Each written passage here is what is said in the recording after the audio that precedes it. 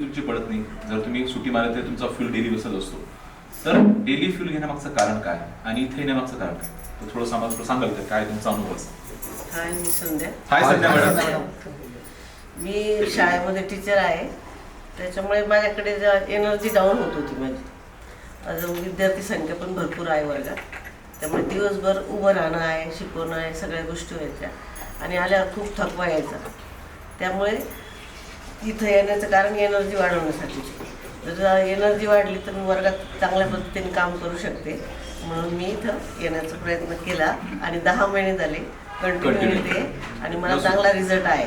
Super super, congratulation. इथे तुम्हाला काय काय शिकायला मिळतं, काय मोटिवेशन आहे? असं वाटत नाही आता आपण थोडं स्टॉप करून घेऊया, बंद करून देऊ? तर न्यूट्रिशनची व्हॅल्यू तुमच्या आयुष्यामध्ये काय आहे? एनर्जी वाढवणं ही महत्त्वाची गोष्ट आहे, कारण एनर्जीच नसेल तर कुठलीच गोष्ट करू शकत नाही.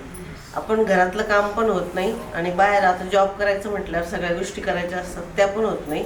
अगदी समोर एखादं काम पडलेलं असलं तरी ते उठावं करावं अशी एनर्जी पण नसते.